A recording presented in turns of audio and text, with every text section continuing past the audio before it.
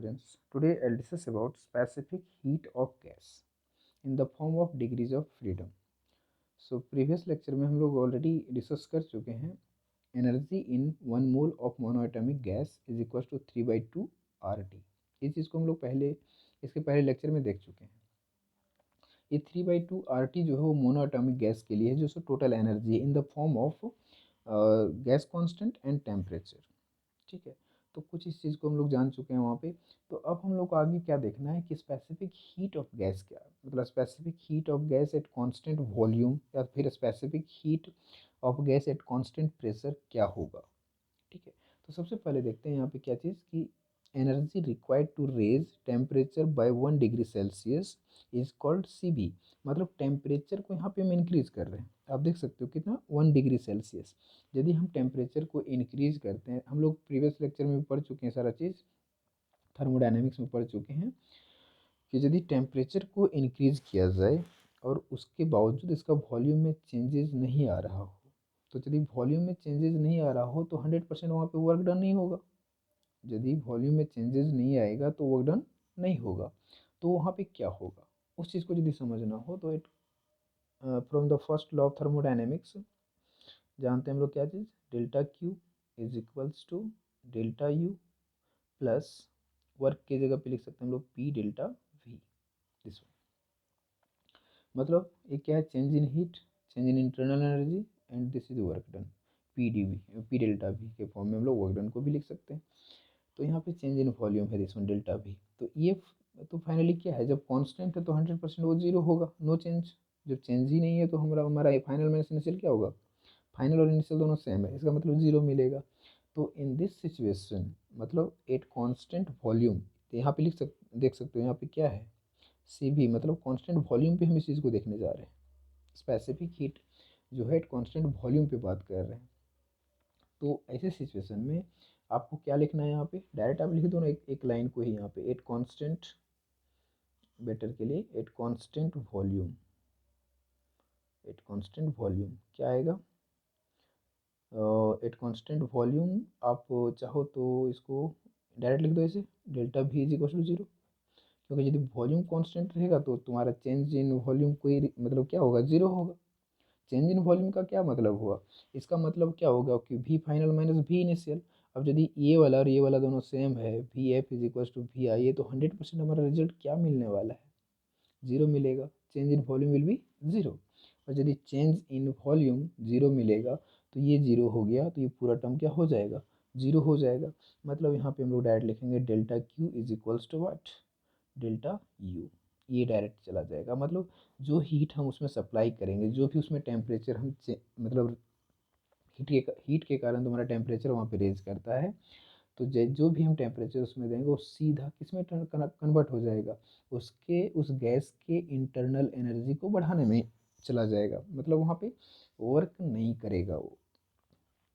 और ये ऑलरेडी हम लोग थर्मोडायनेमिक्स में रीड कर चुके हैं, फिर भी यहाँ पे इसकी ज़रूरत पड़ रही है क्योंकि हमको यहाँ पे कैलकुलेट करना है CP और CV in the form of degrees of freedom. तो यहाँ पे देखते हैं किस तरीके से इसको कैलकुलेट किया जा सकता है। तो delta Q is equal to delta U, यहाँ तक हम लोग को समझ में आ गया। सो हम लोग यहाँ पे एक लाइन लिखेंगे, so total energy, total energy इसी चीज़ को, जैसे टोटल एनर्जी कितना यहाँ पे बोल सकते हैं, total energy given delta Q, ही ना, delta Q is used to raise internal energy. मतलब जो हम इसमें हीट दे रहे हैं वो सीधा क्या उसका रेज कर रहा है, क्या बढ़ा रहा है, उसका उस गैस का इंटरनल एनर्जी को बढ़ा रहा है। दैट इज बोल सकते हो आप इसको, दैट इज करके इंटरनल एनर्जी मतलब उसका क्या इंक्रीज कर रहा है, वो टेम्परेचर को इंक्रीज कर रहा है, उस गैस के टेम्परेचर को क्या कर रहा है, वो इंक्रीज कर रहा है। हम जान रहे हैं कि यदि वर्क डन नहीं होगा तो उस गैस के टेम्परेचर को सिर्फ इंक्रीज करेगा, क्योंकि वॉल्यूम में तो कोई चेंजेस आ नहीं रहा है।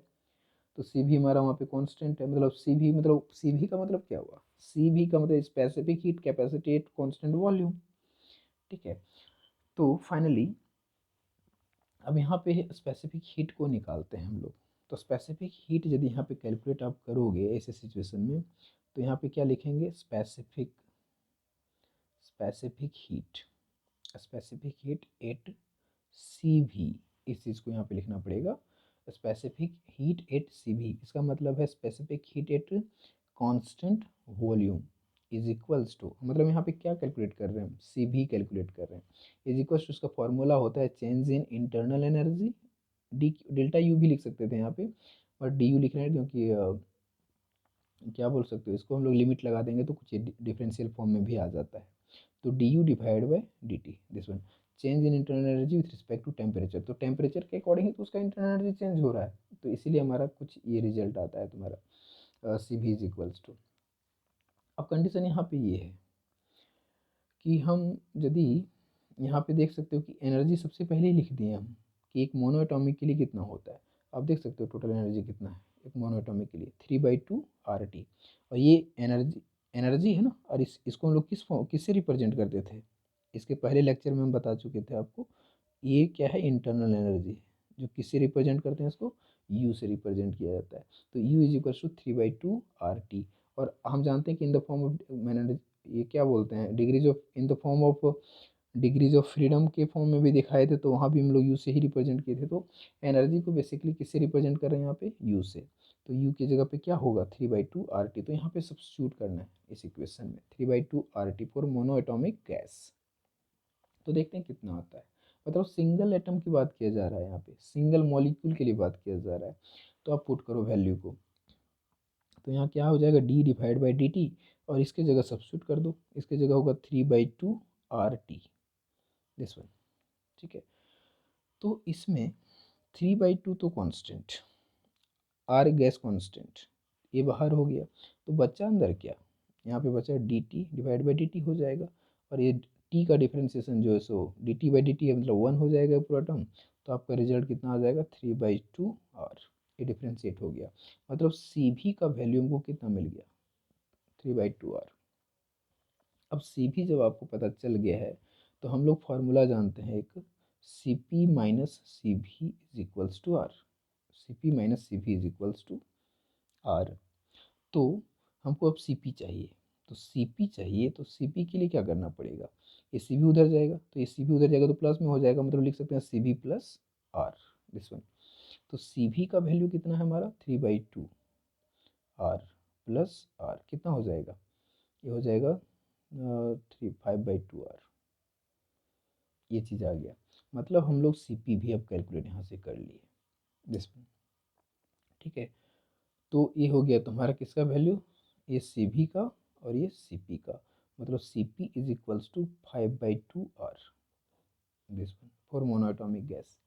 जब CV निकल चुका, CP निकल चुका, तो अब हम लोग यहाँ पे क्या निकालेंगे, अब निकालते हैं हम लोग गामा, गामा यहाँ निकाल देता हूँ, देखो we know gamma, gamma is equals to CP/CV, ये फार्मूला हम लोग जानते हैं। पहले दो चीज़ हम आपको रिमेंबर रखने के लिए बोले थे, एक CP minus CV is equals to R, and next one gamma is equals to CP/CV। तो CP का वैल्यू हम लोग कैलकुलेट कर चुके हैं 3/2 R, और ये 5/2 R, और CV का वैल्यू 3/2 R, ये दोनों वैल्यू को वहाँ पे सब्स्टिट्यूट कर दो, तो देखो क्या रिजल्ट मिलता है। तो gamma is equals to CP is equals to we have 5/2 R, and CV is equals to 3/2 R, R cancel, 2 cancel, तो आपका रिजल्ट कितना मिलता है 5 डिवाइडेड बाई 3, दिस वन। आप इसको कैलकुलेट करोगे तो आपको मिल जाएगा कितना, ये कितना आ गया 5/3, मतलब 1.67, 1.67, मतलब this is the value of gamma for mono atomic gas. तो ये मोनो एटॉमिक के लिए हम लोग देख लिए, क्या निकाले, CV निकाले, फिर CP निकाले, फिर गामा निकाले, मतलब इसके बाद आपको यहाँ पे जाना है, इसके बाद यहाँ पे जाना है, ठीक है। तो ये चीज़ है, तो हम लोग गामा कैलकुलेट कर लिए, तो उसी तरीके से हम लोग फॉर डायटोमिक निकाल सकते हैं, फॉर ट्राइटोमिक निकाल सकते हैं, इसको कुछ इस तरीके से हम लोग कैलकुलेट कर सकते हैं। तो यदि मैं यहाँ पे डायटोमिक की बात करूँ, सेकेंड, ये तो हो गया मोनोएटॉमिक, पहला कंप्लीट हो गया। अब देखते हैं दूसरा, for diatomic, second one diatomic, diatomic gas बोल सकते हो या फिर डायटोमिक मॉलिक्यूल बोल सकते हो, ठीक है। तो फॉर डायटोमिक, डायटोमिक यहाँ पे 4 लगा देना तो बेटर लगेगा, 4 डायटोमिक। तो इसके लिए एनर्जी कितना, तो इसके लिए एनर्जी हम जानते हैं, देखो जितना डिग्रीज ऑफ फ्रीडम उससे मल्टीप्लाई करते जाना। जनरल फार्मूला क्या था, U is equals to F/2 RT, ये जनरल फार्मूला है। मतलब डिग्रीज ऑफ फ्रीडम के हिसाब से सारा होता है। 1 था तो वहाँ पे कितना था, डिग्रीज ऑफ फ्रीडम 3 था, इसलिए 3/2 था। अब यहाँ पे डायटोमिक है, तो डायटोमिक में क्या होता है ना, टोटल होता है डिग्रीज ऑफ फ्रीडम तुम्हारा 5। तो यहाँ पे डायरेक्ट लिखेंगे क्या चीज़, U जो है इसका होगा, सो कितना होगा 5/2 RT, दिस वन। तो हमको 5/2 RT इसका U मिल गया। यदि U आपको मिल गया तो अब हमको क्या कैलकुलेट करना है, इसके बाद U के बाद डायरेक्ट आपको कैलकुलेट करना है ये वाला CV। देख सकते हो यहाँ पे U हमारा उधर था, उसके बाद CV डायरेक्ट कैलकुलेट किया। तो CV के लिए फॉर्मूला क्या है, du/dt। तो इसमें फिर से डिफ्रेंशिएट करेंगे वगैरह वगैरह। तो यहाँ पे हम लोग निकालते हैं, ये U निकल गया। अब हम यहाँ पे CV निकालते हैं। तो CV का फॉर्मूला है d/dt, और U की जगह पे सब्स्टिट्यूट करना है इसको, कितना 5/2 RT को, 5/2 RT। तो इसमें देखो R कॉन्स्टेंट, 5/2 कॉन्स्टेंट, बाहर जाएगा TT 1 हो जाएगा। मतलब फाइनली आपका जो रिजल्ट आएगा 5/2 R के बराबर आएगा, 5/2 R। यदि इतना आ गया तो उसी तरीके से CP का फॉर्मूला क्या होगा, CP देखो यहाँ पे formula, CP is equals to क्या है, CV प्लस R। तो यहाँ पे लिखो CV प्लस R। तो CV की जगह कितना, CV की जगह हमारा वैल्यू निकला 5/2 R, और ये वाला R जुड़ेगा उसमें, तो हो जाएगा कितना 7/2 R। तो C भी निकल गया, CP भी निकल गया। अब हमको यहाँ पे क्या चाहिए, गामा चाहिए। तो गामा निकालना है। तो गामा इज इक्वल होता है CP/CV, ये दोनों का रेशियो होता है, ठीक है। Ratio of specific heat capacity at constant pressure divide by ratio, divide मतलब it is the ratio of specific heat at pressure and at constant pressure and constant volume, ठीक है। ये चीज़ दोनों का रेशियो होता है। तो दोनों का वैल्यू अपने पास है, इसका 7/2 R और इसका है 5/2 R कैंसिल, 2 कैंसिल, तो कितना बचा 7/5। तो इसका वैल्यू अपना आ जाएगा कितना 1.4, 1.4 के बराबर आ जाता है। तो ये सब क्वेश्चन पूछता है, छोटा छोटा चीज़ें न्यूमेरिकल टाइप से, तो इस चीज़ को आपको माइंड में रखना चाहिए। तो 2 हो गया। उसी तरीके से ट्राइटोमिक के लिए भी आप कैलकुलेट कर सकते हो। तो मैं यहीं पे कैलकुलेट कर देता हूँ ट्राइटोमिक के लिए। देखो ट्राइएटोमिक, थर्ड नंबर ट्राइएटोमिक, ट्राइएटोमिक। तो कंडीशन यहाँ पे ये है कि 4 यहाँ पे लिखा था ना, 4 ट्राइएटोमिक। तो इसमें कंडीशन है कि 2 तरीके से होता है। एक होता है तुम्हारा इसमें भी 2 पार्ट है, ए करके दे देता हूँ। एक होता है नॉन लीनियर, नॉन लीनियर, और दूसरा किसके लिए, लीनियर के लिए। तो इसमें सबसे हम लोग सबसे पहले नॉन लीनियर के लिए देखते हैं। तो नॉन लीनियर के लिए जो होगा ना, नॉन लीनियर होगा तो इसमें 3 ऑब्स्ट्रक्शंस हो जाते हैं ना, 3 ऑब्स्ट्रक्शंस। तो 3 ऑब्स्ट्रक्शंस हो जाएंगे तो 3 × 3 मतलब जिसका जो डिग्रीज ऑफ फ्रीडम का फॉर्मूला होता है कितना होता है 3n - k, ये चीज़। तो ये हो जाएगा तुम्हारा 3, तो 3 × 3 माइनस ऑब्स्ट्रक्शन 3, तो हो जाएगा 9 - 3, मतलब कितना आएगा, डिग्रीज ऑफ फ्रीडम 6 आएगा। डिग्रीज ऑफ फ्रीडम 6 आएगा, मतलब कुछ इस तरीके से होता है ऐसे अरेंजमेंट। तो ये 3 ऑब्स्ट्रक्शन यहाँ पे दिख रहा है हमको नॉन लीनियर के लिए, ठीक है। लीनियर रहता तो एक डिग्री ऑफ फ्रीडम बढ़ जाता, क्योंकि ऑब्स्ट्रक्शन 2 होता है उसमें घट जाता, ठीक है। तो नॉन लीनियर में तुमको डिग्री ऑफ फ्रीडम कितना मिला 6। इसका मतलब अब हम लोग यू निकाल सकते हैं। यू का फॉर्मूला हम लोग जानते हैं कितना, degrees of freedom divide by 2 × RT। तो डिग्रीज ऑफ फ्रीडम कितना 6 डिवाइड बाई 2 × R × T। तो 2 3 जा 6, मतलब कितना मिलेगा 3RT, ये मिला। तो U हमको मिल चुका है, U is equal to 3/3RT के बराबर।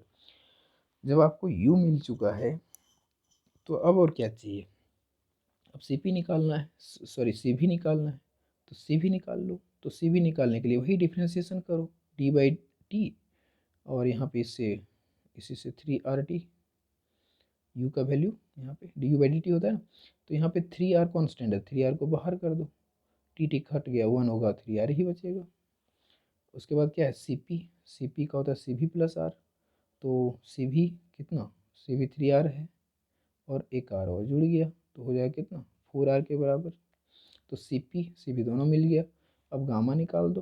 तो gamma is equal to CP/CV, तो हो जाएगा कितना सी पी हमारा 4R और सी भी कितना 3R, तो आर कैंसिल, 4/3 मिला, तो 4/3 को डिवाइड करो तो तुम्हारा आंसर आता है 1.33। This is your result.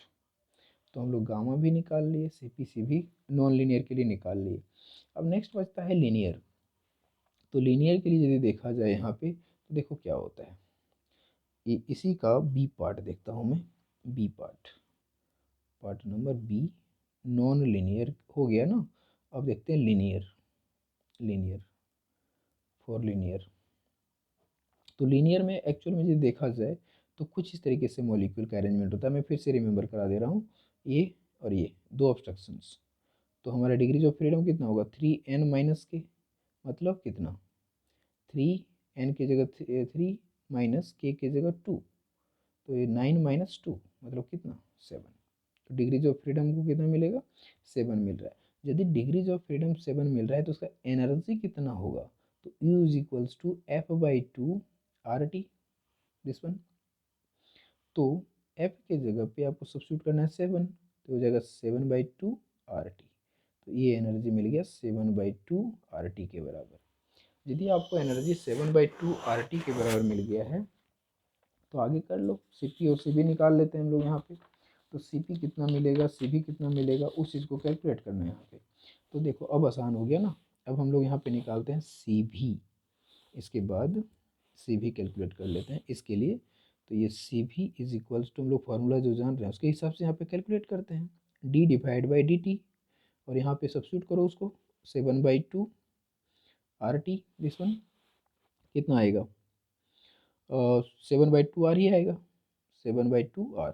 T cancel, one मतलब डिफ्रेंशिएशन करने से केवल टी का डिफ्रेंशिएशन तो वन ही होगा क्योंकि टी के रिस्पेक्ट में ही है। तो 7/2 R आ गया। उसके बाद C P is equals to क्या होगा, सी भी प्लस आर होता है ना, तो हो जाएगा तुम्हारा सी भी 7/2 R प्लस आर, मतलब कितना हो जाएगा 9/2 R। ठीक है, तो ये 9/2 R के बराबर आ गया। अब गामा निकाल लो, गामा निकालना इसके बाद और इजी है। तो gamma is equals to C P divide by C V, C P is equals to 9/2 R and this one CV is equals to 7/2 R. R cancel, 2 cancel, so this one will be 9/7। तो 9/7 को भी तुम यदि calculate करना चाहो तो इसका result आता है एग्जैक्टली 1.29 के समथिंग आता है, बट इसको एग्जैक्टली हम लोग 1.3 के बराबर मान लेते हैं। तो ये 1.3 के बराबर आ गया। तो कुछ इस तरीके से हम लोग कैलकुलेट कर सकते हैं स्पेसिफिक हीट जो है सो कैलकुलेट कर सकते हैं। तो इसमें हम लोग क्या क्या कैलकुलेट करके देख लिए, सी पी देख लिए, सी भी देख लिए और गामा देख लिए। जो गामा क्या है, it is the ratio of that one C P and C भी। सी पी और सी भी का रेशियो तुम्हारा गामा बताता है। तो कुछ इस तरीके से हम लोग कैलकुलेट करते हैं। तो बेसिकली तो स्पेसिफिक हीट को ही तो यहाँ पे कैलकुलेट कर रहे हैं हम लोग। So okay, so this is all about of the today lecture. So thank you for watching.